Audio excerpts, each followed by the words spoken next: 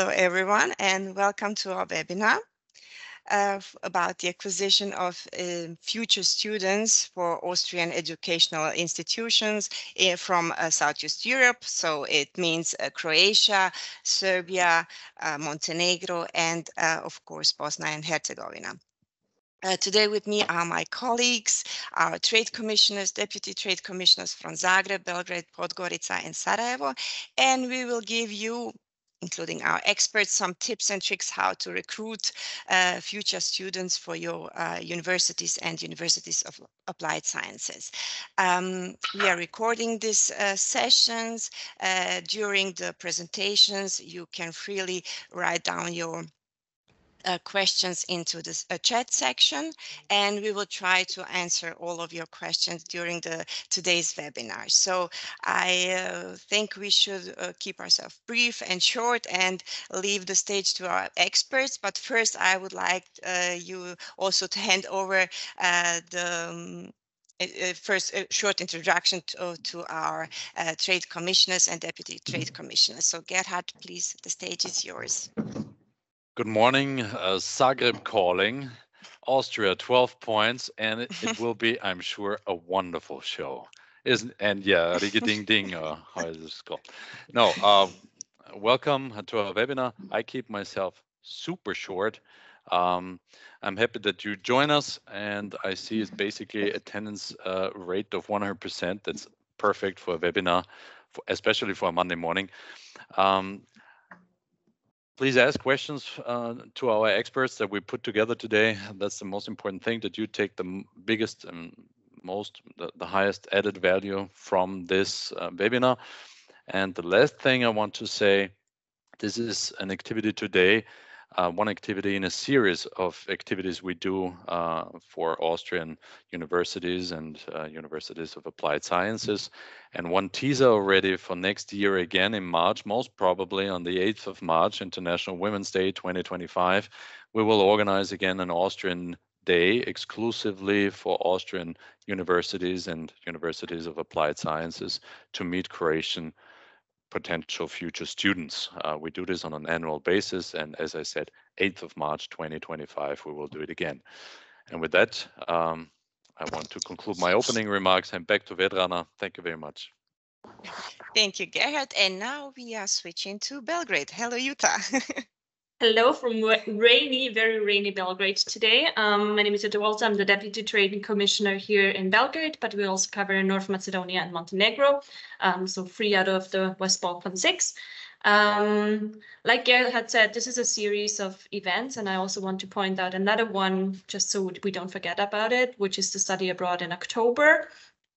Which we will hopefully send the registration link out within the next 2 weeks as well. It's a great event. Some of you have already attended it. Education is very important, and education abroad is still a very big topic here in the Western Balkans.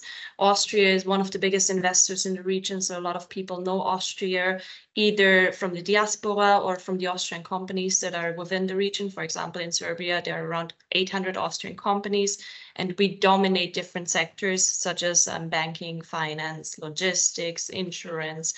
So Austria is seen as a good place to do work, as a good place to work for the Austrian company. And this is also why Austria is such an interesting place for potential students in the region, just to go there to know the ins and outs of the economy there. And that's pretty much all I have to say at the moment. I hope you learned something and enjoyed the webinar, and I'm going to hand back over to Zagreb. Thank you very much, Jutta. This was really short and brief. And now our last station is Sarajevo. Hello, Marta. Hello from Sarajevo. Whatever Jutta just said about the relations between Austria and the countries she's responsible for, you can basically copy paste for the relations between Austria and Bosnia and Herzegovina. Austria is the biggest foreign direct investor here with about 200 Austrian subsidies. We are a very strong economic force within the country. What I would like to highlight is the tight personal ties that Austria has with the Western Balkan countries, in my case, Bosnia and Herzegovina. There is a lot of diaspora already in Austria. There is a lot of people who know both cultures. German still is a language that a lot of young people are studying and are managing on a very high level. So I think the prerequisites for students from Bosnia and Herzegovina going to Austria are wonderful. But there is a lot of competition out there. So I'm very happy that today we have experts here who will give you some tips and tricks on how to acquire local students. Thank you.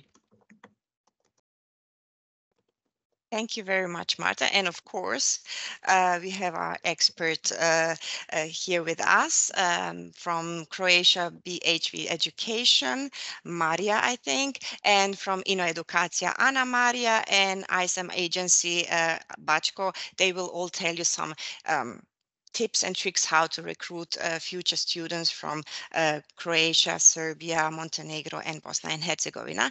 I will now ask my fellow presenters, maybe. I don't know which one of you will present. Maria, I think. I will now stop sharing my screen and I will give the word to our presenters. Maria, do you hear me? Okay, so I have a problem because my Yes. camera is not, I think it was disabled by your side. Oh, I'm a presenter, but you can present. Can you present? And I would also be grateful if you can share the presentation. Of course, no that problem. you received by email, because Yes. Just one second, please. I can also, Gordana, share the presentation if you want. Yeah, please, whoever. Okay. Okay, No great. Sure, I will do it. Okay.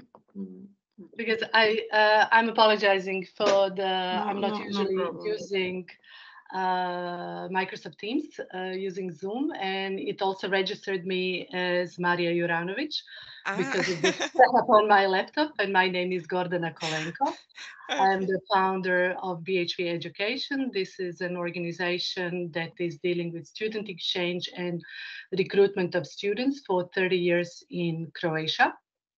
We also work closely with our partners who are here at the meeting from Serbia and Montenegro, and we together cover the region of ex-Yugoslavia, which is around 20 million people.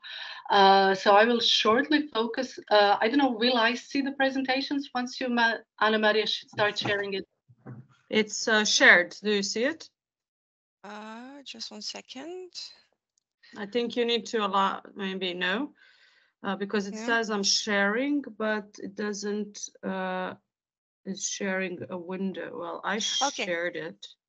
No problem. I will but share you it. don't see it. Okay, No, then we I will don't see stop. it. No problem. I will share your Okay, presentation. no That's no problem. Just one second, please. Okay. I hope you all see it now. Yeah. Yeah. Okay, great. You can just Yes, you I can will just go to full window. Yeah. Yes, no problem. You have small letters. Okay. So yeah, as you introduced us, we are here to help the institutions that are here with us at the meeting understand better our region. I'm sure many of them or all of them already have the students from our region, and they have been personally or institutionally present here at the different activities or personally on holidays. As we are very close to each other and historically connected, I will try not to repeat the stuff that you know, but maybe just go into details why this region is specific and what we know from our day-to-day experience of recruiting students to study abroad. So here with us, beside me, I'm from BHV Education, are my colleagues from Edukacija, Ana Maria, who you just heard briefly, and my colleague Bachko and his colleagues from International Student Exchange, in Montenegro. As I mentioned before, all of us, we cooperate closely together. We organize some regional events and which are live and also online, and also daily recruit in our countries where we are registered and visit the schools, talk to the students and so on. So on the next slide, please, I'll just focus on Croatia. Okay, so Croatia is a small country, less than 4 million people. And each year we are having about 30,000 students who are graduating from high school. I am mentioning those students because they are our primary target. From what we see from our activities and from our services, 70% of the students that go and choose to study abroad, like to do the whole bachelor or to the whole master, 70% are doing the applying for bachelor and 30% are applying for masters. Out of these 30,000 students that have Matura exam every year, about 20% are considering studying abroad. So I'm talking about enrolling the first year of university study. So we're talking about 6,000 students. Definitely European Union is there for the Croatian students' #1 destination. And with Croatian Matura, they have easy access to any European university. So Austrian institutions are competing with other European institutions to get those students from Croatia. And as an educational agent, our framework of working with international institutions is that we primarily represent different around 150 educational institutions from abroad. So it means that we on daily basis promote their institutions and recruit students for them. And we also work with the other countries' institutions who just need an agent to promote, who need our platform to promote themselves. So whether is it a live fair or webinars or school visits or our social media or website. So when we talk about those, let's say, 6,000 students who are thinking about studying abroad, I would say 100% of them speak English fluently and can be enrolled directly to the first year of their studies. They don't need foundation year, but those who want to study in German language, majority would need foundation year. There are about 34% of students who learn German in high school. Certain regions of Croatia, which is like northern parts toward Austria, they have excellent knowledge of German, and they are like competing in inter-school competitions of German language, and those students probably meet the requirements to enroll directly to the first year of their studies, while the others who are considering studying in German would need foundation year because their level would be probably A2, B1, so that would be the level. So they would need German language to become successful students. What is the popular study programs? Business, people are always studying business abroad. We see a lot of inquiries about the student, about the study fields that do not have enough of places in Croatian universities, and this is psychology, acting, speech therapy, nursing, criminology, physiotherapy. These are the here mentioned in the slide. So yeah, in engineering and STEM fields, there are fewer students, I would say, who choose to go study abroad because there are good engineering schools here in Croatia, and there are also like these people are sought everywhere, and they have like open careers and career paths wherever they choose to study. So let's see, maybe they do go and study abroad. We do not see them as educational agents. So all in all, in 30 years, we have helped more than 10,000 students to go on the educational path abroad. And I would say now, after 30 years, the main thing is that Croatian students do not go to study abroad for immigration reasons or emigration reasons. They go because they want international career, they go because they are ambitious, and they go because they want to have good education and good personal connections for their career building. So this is shortly about Croatia, and I'm giving the word to my colleague Ana Maria to present you the Serbian market. Thank you. Hi, everybody. Thank you for attending our webinar. I think it's a great idea that we are all here together. I'm going briefly through our region and just giving some details about our work.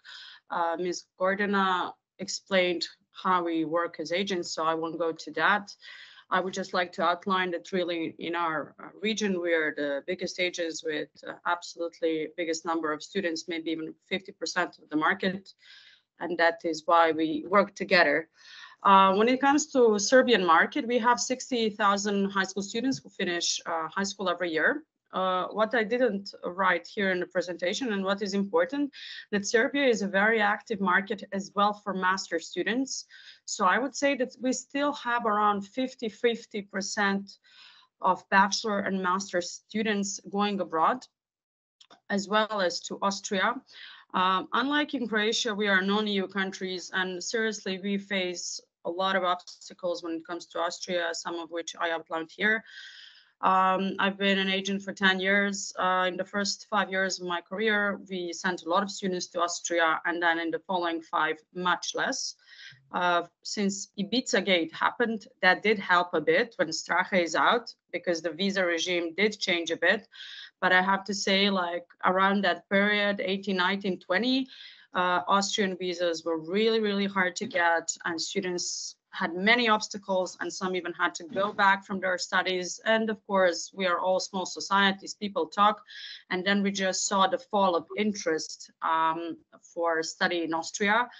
I think that now visa situation is a bit better, but it's still not good and easy as in other countries. So that is definitely one of the 2 key issues I think you as an Austrian educational and let's say police system should pay attention to. The other is that still they need that confirmation that they enrolled studies in their own countries, which means that's entrance qualification. And I mean, I guess it was needed like 100 years ago, and now I just fail to understand why it's still needed, because it's a major turn off for many students, because they're like, with my high school degree, I can go everywhere to Harvard, and I cannot enroll Vienna because I still need to enroll, like if I want to study economics, I still need to, you know how it goes, to enroll economics here at the University of Belgrade, and then also give that confirmation. And I think that's like completely unnecessary and makes our job much harder. And also students are like, why am I going to do another entrance exam if I get the confirmation from Italy that I'm enrolled in February and goodbye, you know? So I think that's also another thing which you should think, because, and also University of Applied Sciences, they don't ask for that, which is the reason they have more students. Like we work with University of Applied Sciences, Upper Austria. We have this year, I think 6 students for them, also STEM students, because they're like, okay, I can go, there is no entrance exams, I don't need this qualification, very easy path. So my advice would be, if you want to get more STEM or any other students, you need to give a clear path, like A, find a program, B, pass the language exam, C, come to study. Just like give them a clear pattern, like a clear path, and people will follow that. We sent also like several thousand students abroad. I am only 38, and like Ms. Gordana works almost my whole lifetime, so has enormous experience. But I mean, really, let's say in these 10 years I'm active, I've noticed like the huge fall for Austria. We are less oriented to German language than Croatia. Around only 10% of them study, but still you have motivated students to go study in German. Although I have to say, I see it less motivated since C1 is needed. And B2 and C1, there is like a world of difference in those two levels. And I agree that C1 is needed to really, really study. We have similar interest as Croatian in study, but there is a bit less of this hands-on, like practical and like service stuff like radiology, nursing, and so on, because you need to show 10,000 euros on your account for Austrian visa, and people who have 10,000 euros often don't want to be a nurse and they want to be an architect. So it's just a bit more academic than it's for like services. But still, maybe you can find that. And also we have a lot of citizens with Croatian now, because we are not an EU country. Everybody remember they have an aunt in Austria or, you know, uncle in Romania and so on. So a lot of them do have an EU passport. So those students are more inclined to go. But generally, we see that there's both interest in applied sciences as well as in academic universities, and there is both interest in bachelor's and master studies. And I think that as a market we are pretty balanced in all these let's say compartments of recruitment. So that's it for me. Mm-hmm. Thank you very much, Anna Maria. This was short and brief. And now we have Bachko from ISEM agency. He will tell us something about two markets, actually, Montenegrin and Bosnia and Herzegovina. So, Bachko, the stage is yours. Thank you so much. Just like my dear colleagues, Gordana from BHE Education and Anna Maria from Educație said, we deeply appreciate the opportunity to work with you on this matter, on promoting Austrian institutions at our fairs.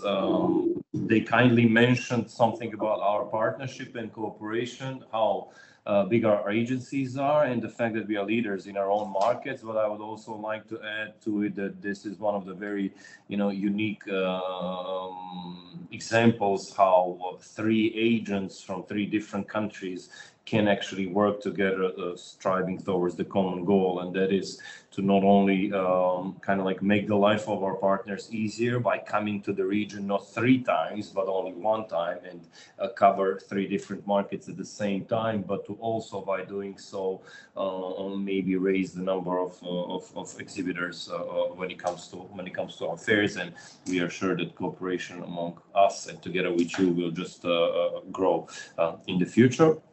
Very briefly about Montenegrin market and about our agency. I founded the agency almost 15 years ago after I came back to Montenegro after studying abroad in the United States and Belgium.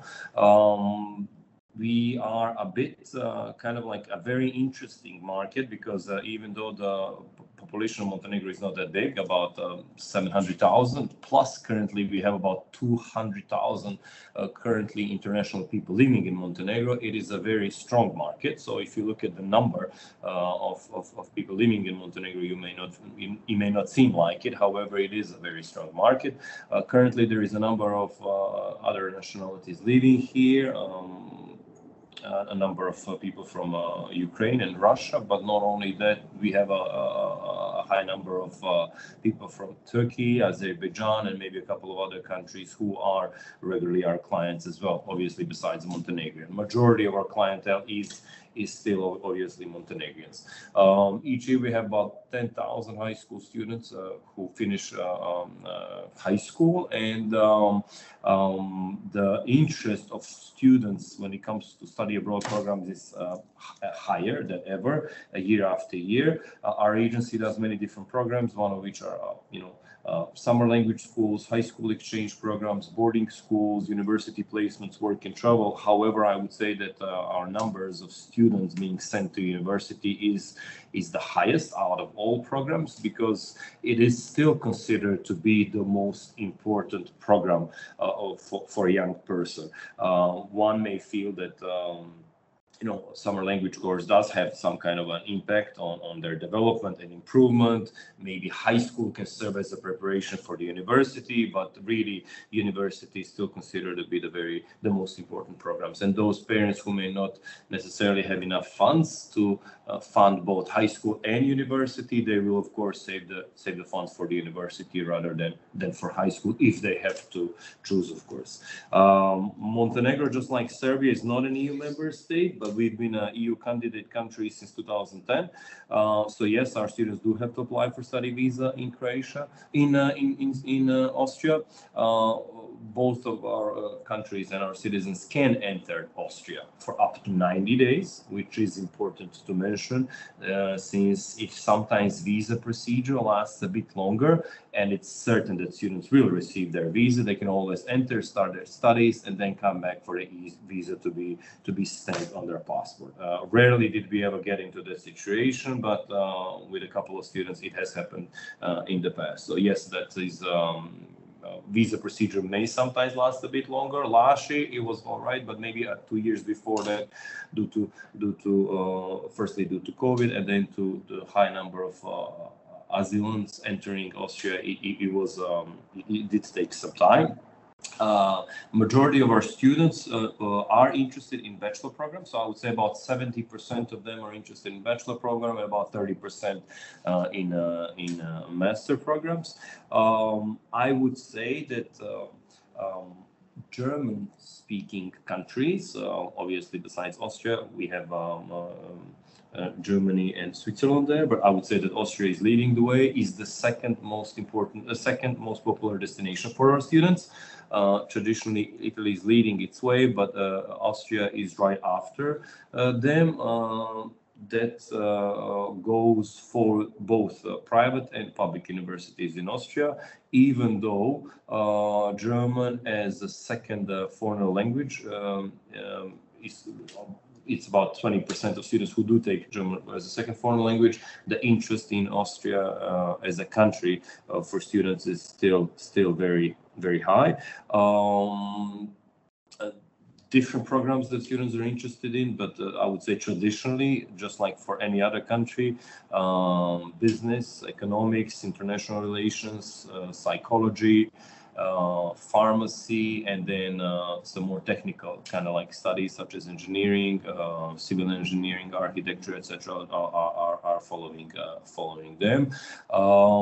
I think when it comes to Austria, what advantage Austria has brought in is really, besides few private institutions that we've already been working with, is really brought a great number of public institutions and really raised interest when it comes to our potential clients.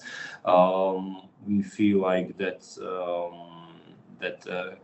has improved the overall offer during our fairs when it comes to institutions being present there.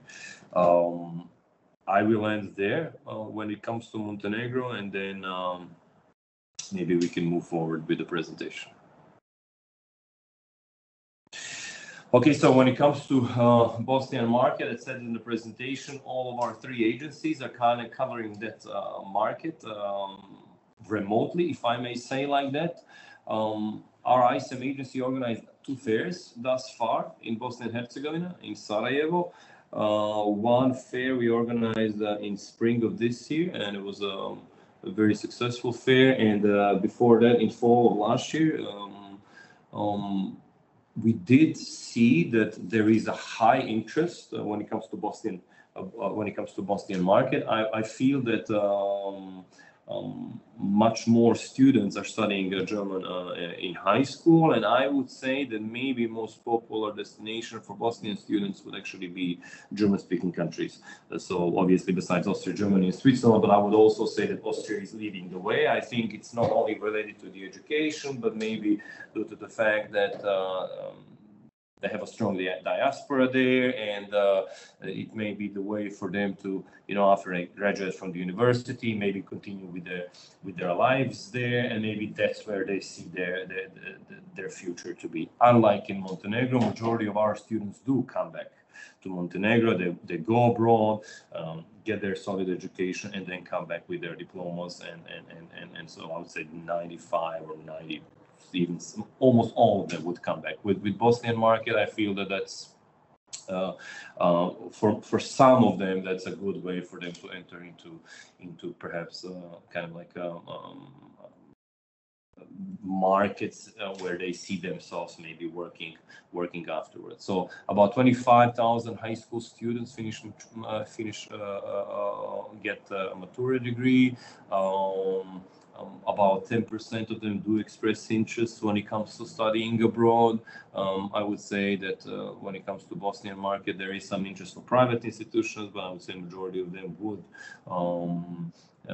consider also public institutions. When it comes to visa, very similar to that of what Anna Maria was saying, visa procedure is sometimes a bit lasting a bit longer than for some other countries, and whenever there is a risk of students not receiving their visa, it may kind of like lead them to think whether or not they will give a chance to another university in another country. When it comes to most popular programs, I would say very similar. I could almost say that it's very similar for Montenegro, very similar to the of Serbia and Croatia. And yeah, that would be it when it comes to Bosnian market. If I just may add a general comment for Montenegro and Bosnia and Herzegovina, is the fact that whenever you see, at least our experience has shown the development of certain programs at a certain level in a certain country, like for instance here we are speaking about universities, then other programs are becoming more and more popular for that country. With that being said, we are starting to receive more and more inquiries for high schools in Austria, be it as a high school exchange programs, or be it as a boarding school program. And also together with that, we start to receive more and more requests coming from students when it comes to language schools. So last year, besides 6 or 7 wonderful universities who were present at our fairs, we also had Ines language schools, which we loved welcoming them, and we would love to explore the option of kind of like engaging more high schools and more language schools into this common initiative. But obviously, as said at the beginning of the presentation, we feel that the numbers are still at the end of the day the highest when it comes to universities. Thank you. Over to you. Thank you very much, Pačka. I think this was very informative. Before this webinar, we also received some questions from participants, and my colleagues are now going to ask our presenters what they think about these questions. And we also have some questions in the chat. We will now try to answer your questions. And I don't know, Ivana, Biljana, you can start with the question. We got one question here. What role do grants and scholarships play for students? So how important is the role of getting scholarships or grants when it comes to choosing university? Gordana, would you like this to answer this for Croatian students? Yes, I can start. Croatian students are generally well informed about the countries and institutions that offer opportunity to study for free or at affordable costs. So I would say that generally Croatian students are very well informed. Some of them, for 50% of them, financial aid, some sort of financial aid is crucial for making the decision where they're going to study, in which country, or or which institution. It doesn't have to be a particular scholarship, or so if a country is offering free education, this is a great thing. Then if there is a possibility to work and the institution has good connection with the employers and help students recommend them, or for the internships or for the job, this is a great thing to be emphasized to the students, and it's going to be important for making that decision.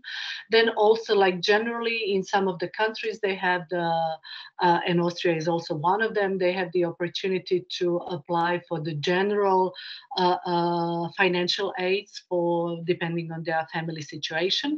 So they will then compare, okay, this much I will get in Italy, this much in Netherlands, this is the situation in Denmark, and this is happening in Croatia. And then they will have it like the whole financial structure will also include, okay, how far am I from home, how much I will spend on going home for the holidays and for the weekends, or for some family gatherings.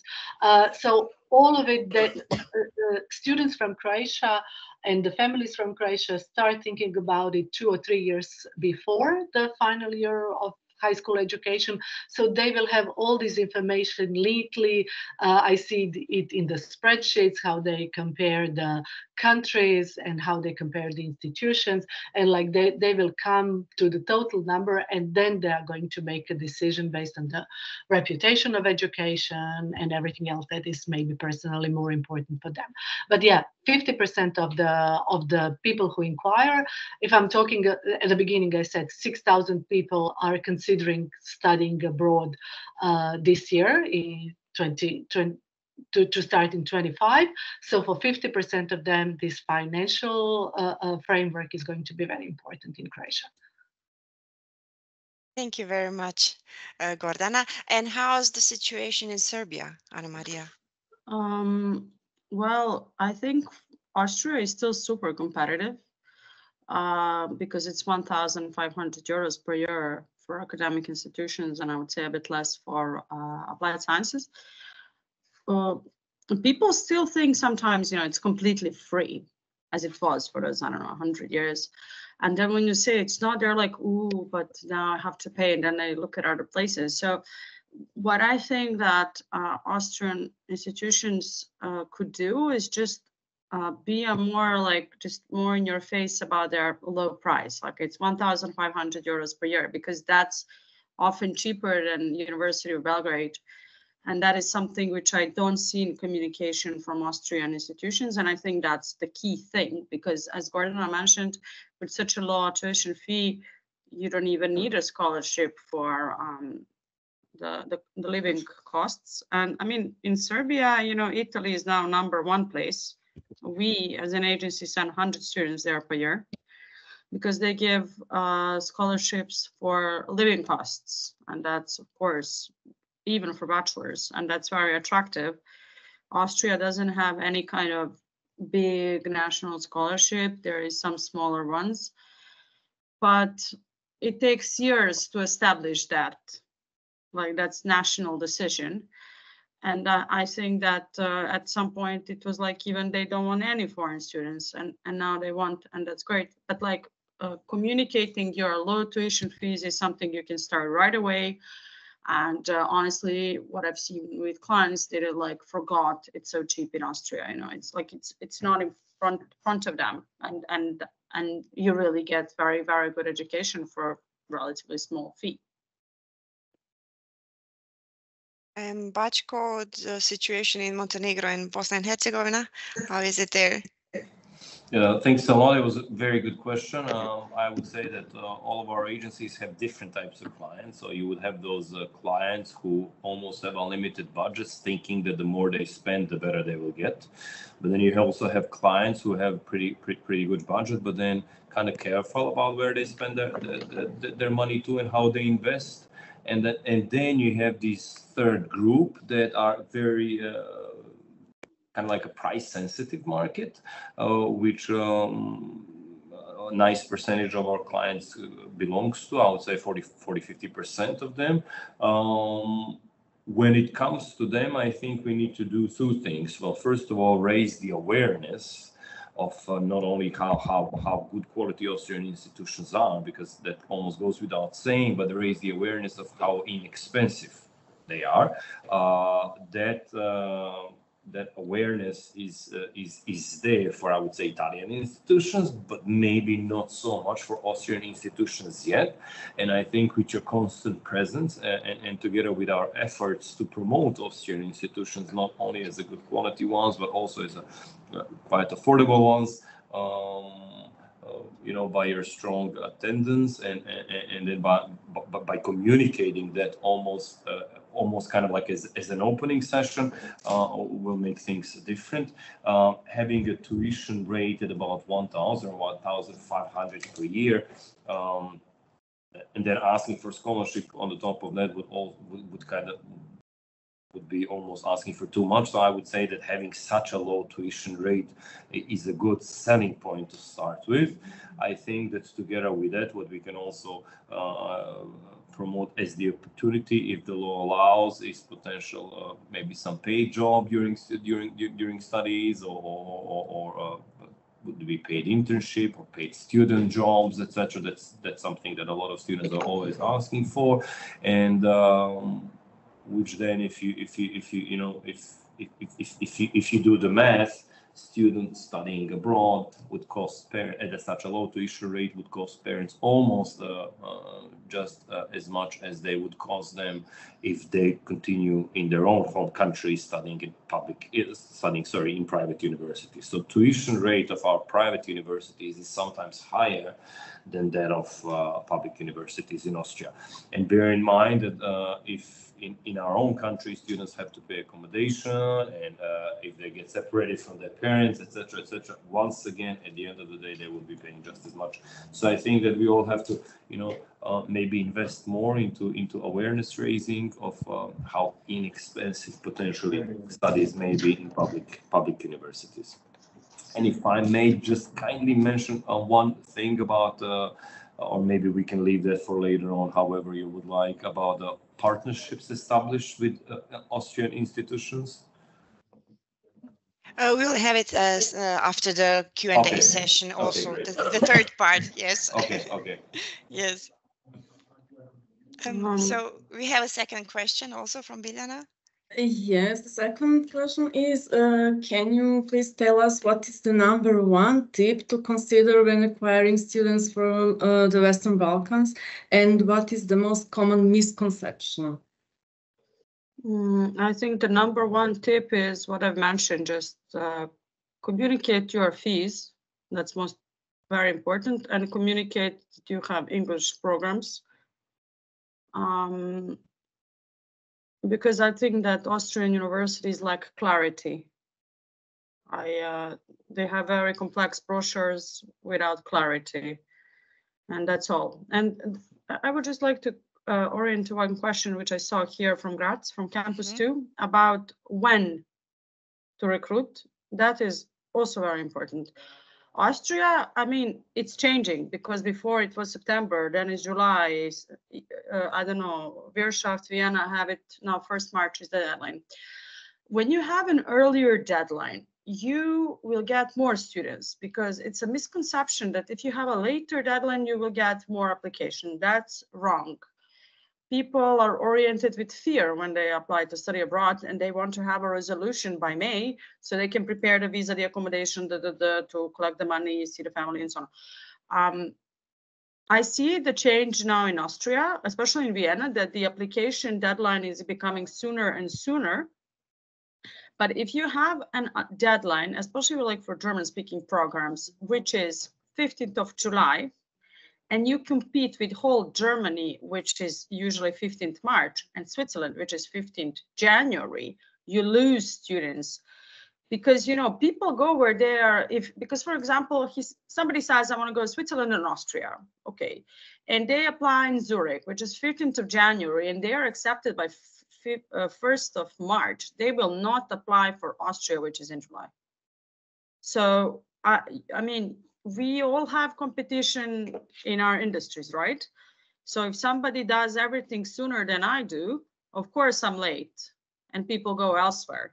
So I would like follow the dynamic from whole Europe, and that is kind of to collect my applications during the winter, and by May or April to have it filled with international students. Because what I do is they usually, the first 3 months of the year, they recruit non-EU students, and maybe EU students they recruit later. That's how like the Netherlands does it. They have it also open for non-EU students and EU students during the whole application period. But to EU students, they give 2 months more. And I think that's smart because they don't need a visa, and for them it's easier to come. But non-EU students, they tend to apply earlier. And plus then you compete with England, which is 15th of January, with US, with the Netherlands, with Denmark, with Sweden. They're all 15th of January deadlines. So I would kind of maybe just make it a longer application period and start earlier. That's important. I would agree with Anna Maria, what she said, like from our standpoint, we know that the most serious students are those who are eager to finish their application to an institutions by the end of the year, like by Christmas. And then like the second cohort will apply from January to March. And after that, we do not see that many serious student applications. Regarding, I would say another tip from Croatia, Croatian students, although, well, all the students from the region who go and study abroad, they're ambitious and they are focused. But they also are looking for the welcoming environment. What I hear from the students is that I don't know how will I feel in Austria. They do not seem very welcoming. So what the other, let's say, institutions or organizations or the countries are doing, they do really big arrival orientations. They include all the students. They include former generations. They do have some kind of counseling, specialized counselors for the international students or the students who are coming from abroad to, they sign up them with the body and they help them with maybe alumni to I don't know, to get in well and to start to feel, because then the dropout rate is also significantly lower. So yeah, I would emphasize more on this welcoming environment in Austria, that it's present, that the student clubs are available, that the alumni network, career services, everything that is there. That would be, let's say, my tip.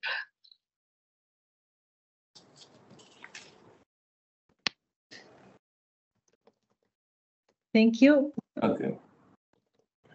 We have one question more. Is it okay to read it? Yeah. Can I just kindly add to what my colleague said? Yeah. Yes. Pachko, please. So yeah, thank you so much. So besides communicating clearly the price, obviously, communicating clearly which programs are offered in English and which programs are offered in German, maybe having a very kind of like clear application procedure would also help. We sometimes looking at the websites, a lot of them are obviously German, but it's not easy sometimes for us to get all of the information needed and to share it with the clients. So maybe just having a one-pager, so kind of like a very clear application and step-by-step process would also be helpful. Sometimes we do have a person from the university that we can communicate those things with, regardless of whether or not they're our partner university, but sometimes not. When we don't, then it's very difficult for us. It makes it a bit more difficult for us to get into the application procedure. When it comes to deadlines, yes, the earlier most interested, most serious students do apply early, but I must say that we are a bit a late market as well. But yes, definitely what sometimes universities do in order to get as many students in as possible is they even sometimes make several deadlines. So they would say deadline for applying is this, and then they announce the second call and the third call, etc. So maybe that's also sometimes good in order to get as many students in as soon as possible. Thank you. Over to you.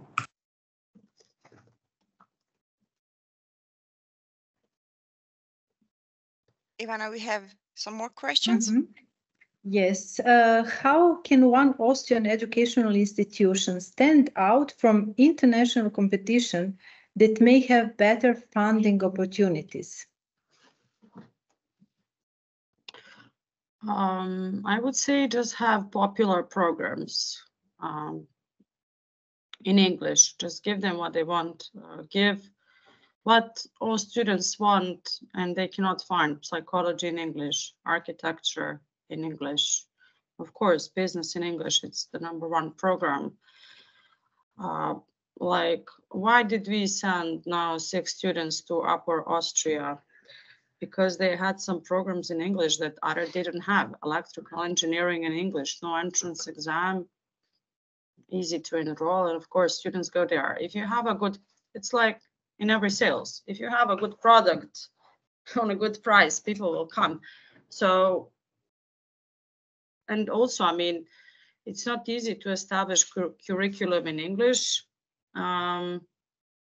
Sometimes, for example, universities would have first year in English, then the second 2 in German, maybe something to consider. But just, I mean, recruitment is marathon work. It's not fast. Like, fast is criminal, and recruitment from university is slow and takes years and decades. But just like establish popular programs, advertise them, or like work with agents or go to fairs or be digitally present, and students will come. I mean, they always do. I've seen many universities which had like very low recruitment and built like massive recruitment in 10 years, like Padova in Italy. I mean, I've studied there my master's, and they were really lost when I was a student. And now they have like unbelievable number of applications. And also they didn't have like magical funding or anything, but now they have like 50 programs in English, and of course, massive applications, and they do work with agents. So it's a big change in 10 years. It's, I have to say, really incredible. I mean, we also work with Catholic a lot. They have a massive budget. That's different. They have like Catholic church money. That's different. Padova doesn't. I mean, it's really like public universities with like not a big budget, but just like very strong strategy with clear goals, and they really made a huge step up. In Croatia, just to like make another comparison. So for Serbian students, like I would say #1 competitor would be Italy. For Croatian market, the #1 competitor for the Austrian institutions would be Netherlands. There are thousands of students also inquiring and applying for the studies there. Definitely, because there are the financial settlement is more or less similar, but there are more studies available in English language in Netherlands. So to compete with them, I would, for the Austrians, if I'm an Austrian institution, I would definitely emphasize proximity to home. Proximity, similar climate, similar food, because studying abroad is also living abroad, and the whole picture is how do you feel living abroad 24 hours a day, not only those 4 or 6 hours that you are studying and doing your homework. So yeah, for them, like to, if they have to distinguish themselves from the Dutch or Danish or the other, let's say, Northern or Western European countries who have the similar financial requirements, it would be the proximity to home. And the parents, of course, are much more satisfied when the kids are closer to home. Definitely.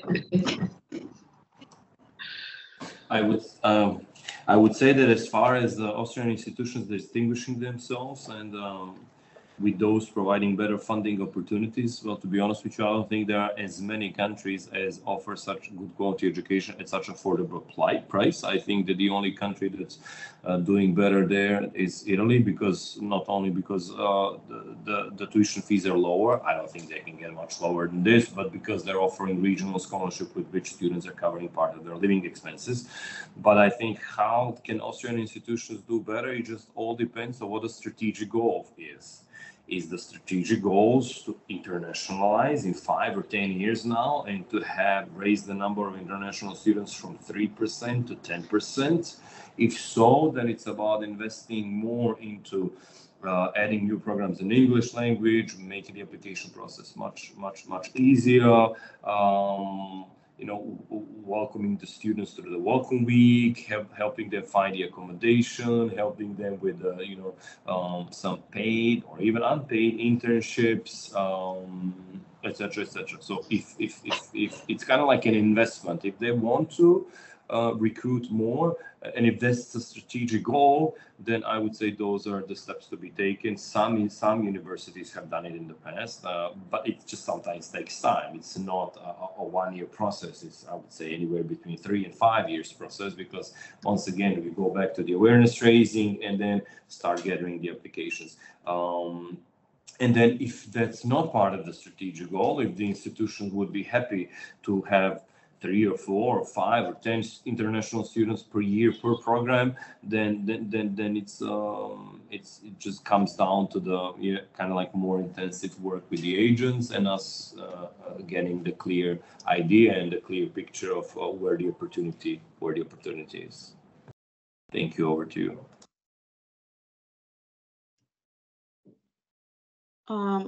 I see a good question here. I'm following the chat. I see a good question here from Diplomatic Academy in Vienna. Can you say approximately how many students with a bachelor degree are interested in a master's program in Austria? I would say depends how much you advertise. It can be 10, it can be, you know, 10,000. So, but let's say that approximately per year around 5,000 people from Serbia are our master markets to go to study abroad. And why this attracted my attention? I finished political sciences at the University of Belgrade. And when I was a student 15 years ago at bachelor's, like Diplomatic Academy in Vienna was like a huge thing. And I think every year around 10 applications only from my faculty used to go there. And now I have to say in my work, I don't hear it at all. And I even have like friends who finished it, and it's like really famous, good school, but they just, you know, weren't present and didn't advertise. And then, you know, people forget, because now we are in social media and we are bombarded with information and TikTok and whatnot, and how to cook and cats and studies, and it's impossible to memorize everything. And I think people go less, but my assessment would be like with right marketing, you can go back to 10 students per year easily, because it's a very, very good school. And also it's covered by the Serbian National Scholarship for Master Studies, which is also important. So, and you have what to offer. But really interest is not like an automatic thing, you know. It's like, you know, Taylor Swift is now huge, and 10 years ago she was a country girl. The same is with universities. So you really need to build your interest. You know, when you're like a bad university, which is like super expensive, and there's like a massive, so many, I don't know, American universities from Switzerland with no accreditation always chase us to recruit for them. And we don't do that because it's really hard to sell a bad product for a lot of money. But really, I mean, Austria has fantastic education, and Diplomatic Academy in Vienna is like a royal institution, very easy to sell, easy to advertise, and has what to offer. So I think that like all of you in this webinar, you have what to offer, you're good institutions, nobody is like crazy expensive in Austria, and it will go easily, but you simply need to be present, because if they don't see you, students will not come, and that's it. And I'm sure that if I would go now to Faculty of Political Sciences in Belgrade to ask about Diplomatic Academy in Vienna, a few would know. And 15 years ago, they knew, because then nobody advertised, so they, you know, where their parents went or grandparents. But it's a big name, so I think it's easy to build it. It's easy to sell when you're good. You just need to advertise. And I would also add to this that our way of working with institutions is that we want to know you and want to understand your needs. Maybe a certain institution has a cap on a certain nationality. They do not need more than a certain number of Croatian students or any other nationality. And some of our partner institutions, they specifically want students into certain fields of study. So maybe their psychology department is full and they want to have more students in a different department. So this is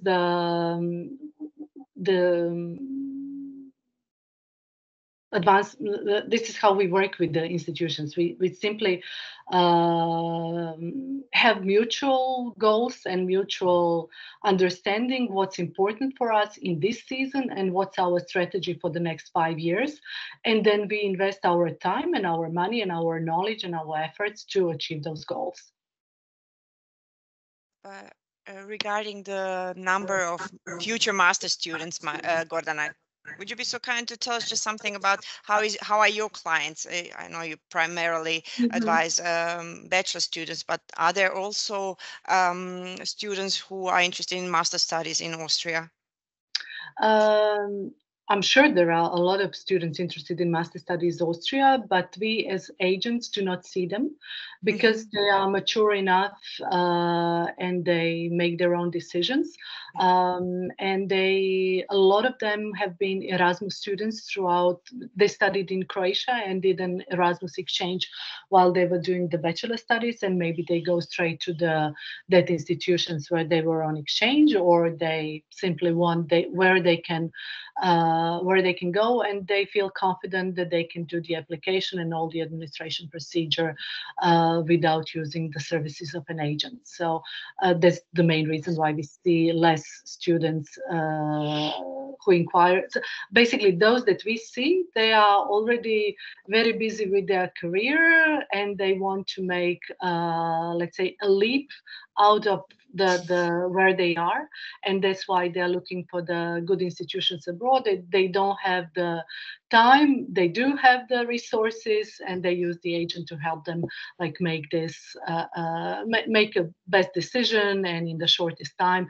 So those are the students that we see. But there is there is a big market for the master students, but they do go directly, and I'm sure the institutions here receive direct applications a lot. And Bachko, what's the situation in Montenegro and Bosnia and Herzegovina? Thanks a lot. Master students. Yeah, well, thanks a lot. I would just say if master students have done their bachelor studies here in Montenegro or in Bosnia, then they would most likely seek for help. Maybe not at the same percentage as that of bachelor students, because as Gordana said, yeah, they're a bit more mature, etc. But if they didn't have a lot of like international experience during their bachelor studies, then they would still seek for help. Let's say the prices and the fees of our services is really so affordable to the students, to what they're saying. Not only will I save so much time by working with them and going through them, but I will also have maybe a higher chances of getting everything right with my application, with my visa. So everything is going to be of a much higher quality. So at the end of the day, that investment pays off. Just to kindly go back to something Anna Maria says, in this industry, while I think in almost every other, it's not about how good you may be, it's about how others look at you and whether or not they know about you. There are some universities who are very, very popular in their countries or in their regions, and everybody, nationals know about it, and to them it may seem like I'm so good, so I don't have to invest a lot into international marketing. While at the end of the day, it's those who invest into international marketing by coming to the fairs, by working with the agents, by communicating with them. What are the most popular programs, where it is that they would want our students to go to, etc., do much better.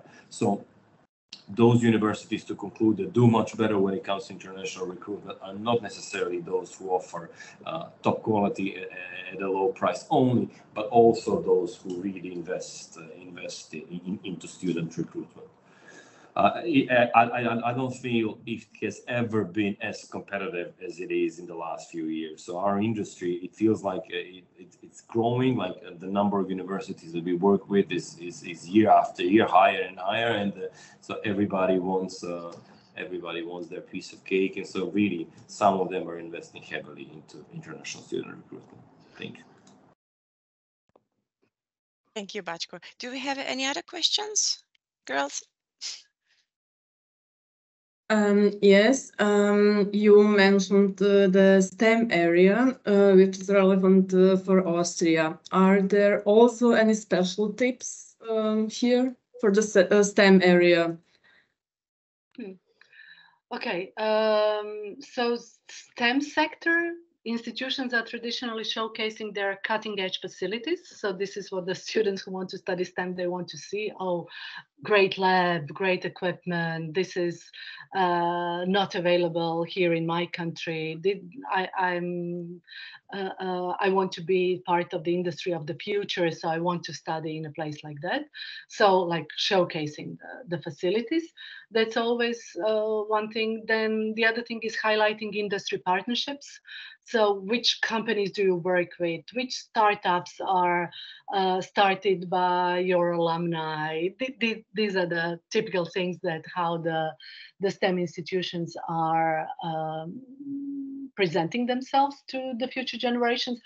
I would say that also, since I'm talking about Croatia because vicinity of the Austria and our institutions, what I see that is popular and the domestic private institutions are using are some kind of competitions, STEM competitions for high schools, in which they give some cash prizes or some tuition waivers for the best students. That would be, it's more long-term approach, like to organize a competition, you need a whole academic year. First to announce it in the schools, then to have people who will go to schools and really organize things, or through teachers. You have to have the whole strategy. But like with such an approach, let's say in a 5 years time, you can have a couple of thousand students competing every year in your competition, and out of these students, all of them would know who are the institutions that are organizing it and giving prizes, and that would be, let's say, a long-term perspective how to grow more STEM students. Yeah, maybe my colleagues have the other. Thank you, Gordana. Anna Maria, do you have any tips? Obachko, do you have any tips for promoting STEM? I think Gordana gave a, like in the bullseye suggestion. I would only add communicate salary. That's something I've absolutely never seen in Austria, and I've seen in some other countries. If you study with me, you will earn this. Our alumni from there earn now this. It needs to be a bit like quid pro quo. People, you know, that resonates clearly, because STEM students, I mean, you know, they are wanted everywhere. Everybody wants them. Everybody's asking. The Netherlands is on them, and even the Netherlands, which cut recruitment, is like heavily investing in STEM students also with us. And they say, you know, if you study STEM with me, your salary will be 6,000 euros, for example, you know, and then it's like, and students are like, you know, so that's important. Thanks a lot. Agree with the colleague said. So it goes down to two things. First of all, is conditions of during their studies, like the conditions, the lab conditions, etc. And then secondly, what do they do after they graduate? So where do most of the students find their jobs, and which salary? So those would be, I think, two most important things. Okay, we have one question from Mr. Thomas Lamel. What's the attitude towards tuition for education at Austrian private universities? People know that there is cheap stuff in life and expensive stuff in life. I personally had years when I sent 10 students per year to Webster for like 20,000 euros. There's always rich people everywhere, so don't be afraid to charge your tuition fees if you have what to offer. And I mean, we represent both private and public universities, and I would say we send more to private than to public. We also send, I mean, when I started working, I wanted to send to everything, that everybody has the right to study, that you can choose Ca' Foscari in Italy for 1,200 euros, and you can go to Cesaritz for 70,000 euros. I mean, everybody will choose what they want if they know it exists. So don't think that there is people who want to go and study exclusively with rich people. Like, that is their goal in life, and to get married, I don't know.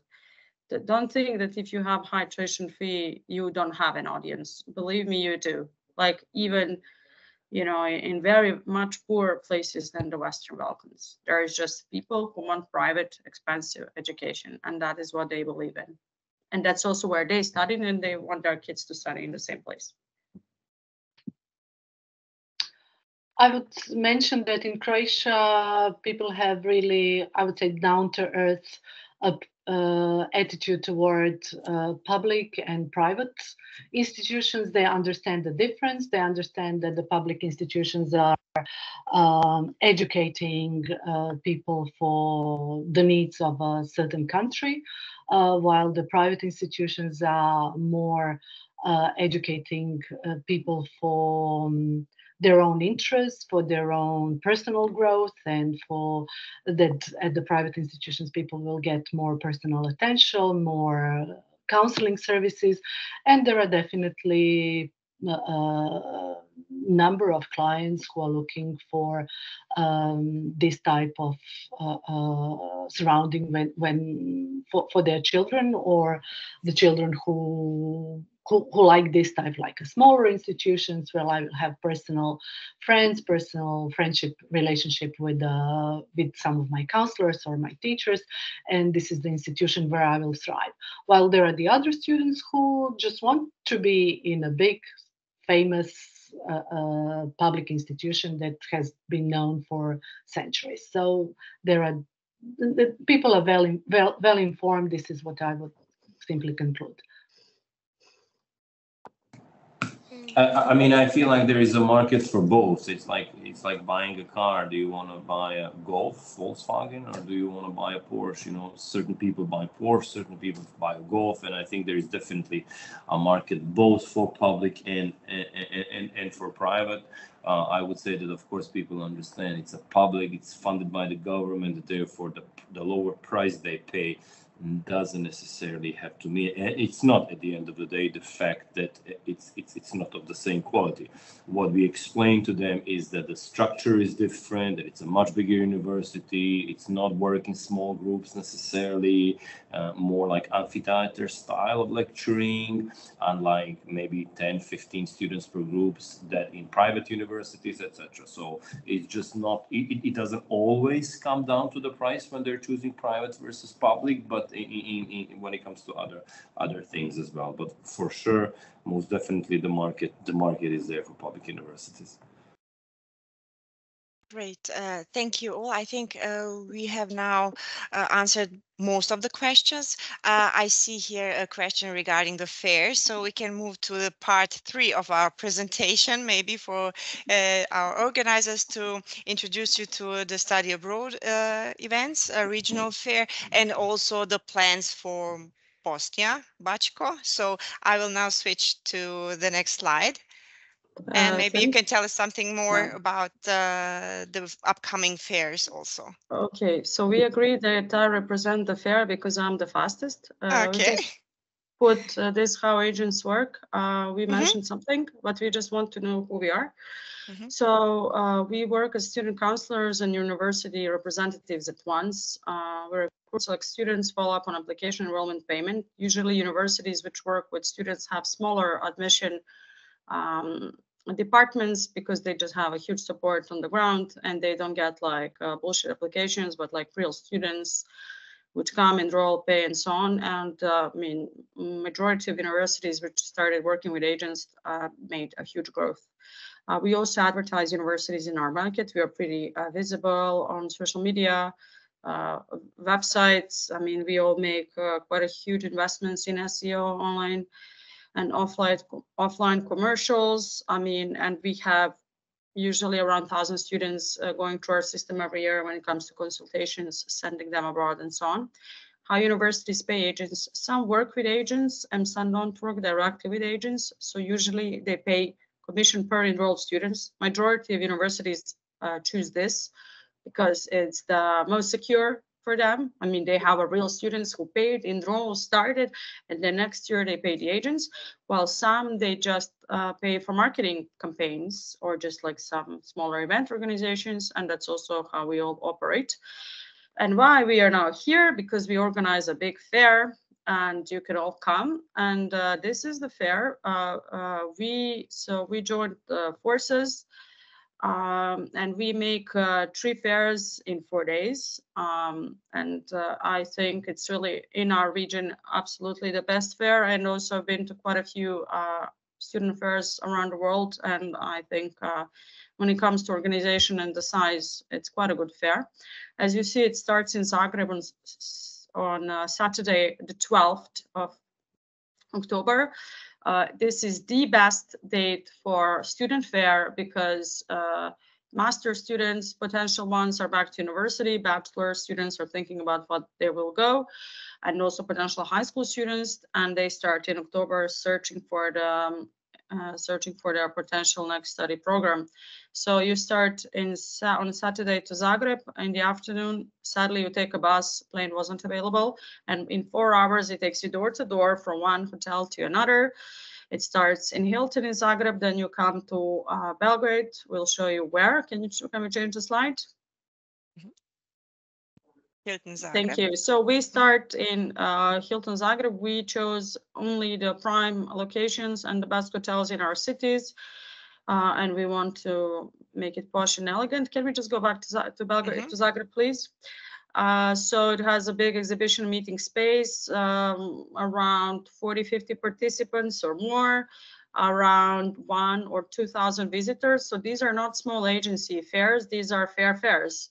And you also have during the day lunch, dinner before, it's pretty organized, and you have a discounted accommodation in the center of Zagreb. Majority of university representatives stay in the same hotel where Zagreb is. So next slide. Then you take the bus, which is organized, you come to Belgrade. Sabat Center is like an iconic space which was closed for 10 years. It has 100,000 square meters. It's huge. Tito made his political events with the non-alignment movement here. So of course we're there. It's pretty big space. We expect around 60 participants. There is also several rooms for conferences in all the events. Therefore, Advantage Austria always organizes 1 presentation or 2 presentation slots for their participants. So you will also be able to kind of give a small talk about your university. Accommodation with us is Crown Plaza. It's connected to Sabat Center. It's just on the other side of the street. It's in New Belgrade. So from Zagreb, you come straight from the highway and you're there. Our fair is the biggest fair because, of course, it's the biggest city. So that's why the day after you have a day off to, can we go to the next slide, to have some time off. And then on the Tuesday you fly to Podgorica, a short flight, half an hour. You come to Podgorica. How many students will attend the event? In Belgrade, we expect around 3,000 visitors. Hotel Hilton, sorry, I forgot to mention that. So it's a big fair and you really need to be like present, and we give you a bottle of water, a lunch, and you like talk a lot. Hotel Hilton Podgorica, it's a lovely hotel, the best spa in the Balkans, big pool with salty water. I really love that. Also very nice fair, very visited, considering it's Montenegro, so really kudos to Bačko. I'm always like surprised where he finds all those people. Fantastic breakfast. Also as conference rooms, big presentation space, and also discounted accommodation. So basically then in Tuesday, you like wrap up the 4 days of the fair. Maybe we can just go again through the agenda. Next slide. Is that the agenda? Yes. So basically you come Friday night to Zagreb, Saturday Zagreb, Sunday Belgrade, October day off, you can have a walk in Belgrade, you take the plane around 1:30, you go to Podgorica, you answer your emails, and tomorrow you have the last fair, and then basically we have a lot of satisfied participants, because like simply in 4 days they cover everything. In the next slide, please, there is our prize, but that is the prize for our other participants. But Advantage Austria has a discount and also covers 50% of your fees, and it's paid country by country separately. Therefore, you will have a special price which you will negotiate with your country representatives in every of the 3 countries. This is Belgrade, Zagreb, Podgorica. Sarajevo is not included as it's the smallest market, and we realized that people get a bit tired, but there will be some Sarajevo events in the future. And then next slide, please. We also have a sponsor stand in all the countries. If you want to be really visible and you have money to spend, you can reach out. And then the next slide. We also want to socialize with you, and there are some dinners included and cocktails, because we want to connect and discuss the future work. So that is the fair. If you want to apply for the fair, the best is to contact your country representatives. This is what is included. So what is not included? So what is included is the 3 fairs, the stand, the leads report we send you. You can also collect your leads. Some leads will be sent by us. Food, drinks during the fair, and participations in presentations and panels. This is in Belgrade, and you see Advantage Austria has very, very beautiful stands, and they stand together. And this is Miss Ivana from Advantage Belgrade. As you see, lovely hair every day. So what is not included? Hotels, and then the transfer between Belgrade and Zagreb, it's around 100 euros, 70 to 100, depending on the bus people. And the transfers to airports, usually people share a taxi when they fly to Podgorica together. And then I think those are the all information. I think we have like 1 slide more. Exactly, you can reserve your spot through Advantage Austria. They're already in touch with you, and I really think that in our region this is absolutely the best and biggest fair, not because it's ours, but because it's just like that. And all 3 fairs are pretty visited, and if you want to be seen in our region, you know, Balkan people, they like to see you in person, they like to touch you, they like to ask you, and we usually have very, very satisfied participants, and many of you are returning year by year, and we are very happy. And once again, we are happy that Advantage Austria gave us their trust in our event a few years ago, and that you stayed with us. So really thank you for all this time. Thank you very much, Anna Maria. We have just one last question. Can you please repeat the number of potential students who attend your fairs in Zagreb, Belgrade, and Podgorica? Around in total, it's more than 6,000 students. So we expect around 2,000 visitors in Zagreb, around 3,000 in Belgrade, and up to 1,000 in Montenegro. So it's a pretty relevant number. Great, thank you very much. We also will have soon on our webpage vko.at the details to the study abroad regional study abroad fair with the subsidized prizes for the Austrian educational institutions. So follow our page. My colleagues will copy you the link to the event, and I think in the next 10 days we'll have the budget, and then you can of course ask us at Zagreb, Podgorica, Belgrade at vko.at, and we will gladly help you with the registration and everything you need to know about attending this study abroad regional fair. I think we are pretty good in time. We use almost all the 90 minutes we reserved. So thank you very much again for your attention. If you have any other additional questions, you can send us per email on zagreb@vko.at, belgrade@vko.at, podgorica@vko.at, and sarajevo@vko.at. We will be glad to answer your question and to help you also with the preparation for participating in study abroad. As said before, of course, Sarajevo is still in planning, but I hope soon we will also have information about Sarajevo.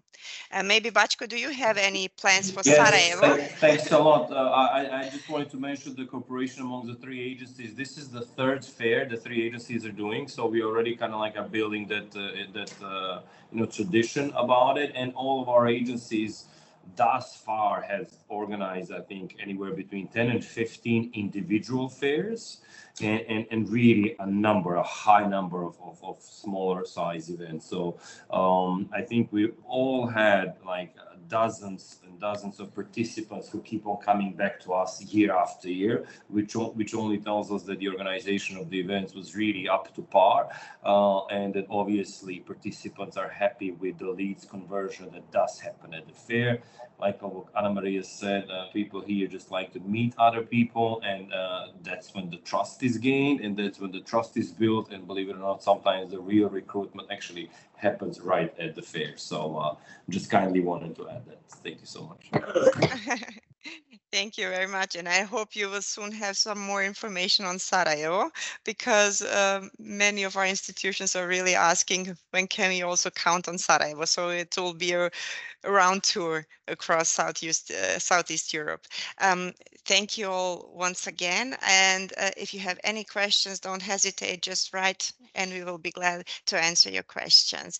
I wish you all a nice week. It's Monday and you were already very busy, so thank you very much, and see you maybe at our stand in study abroad fairs. Thank you very much.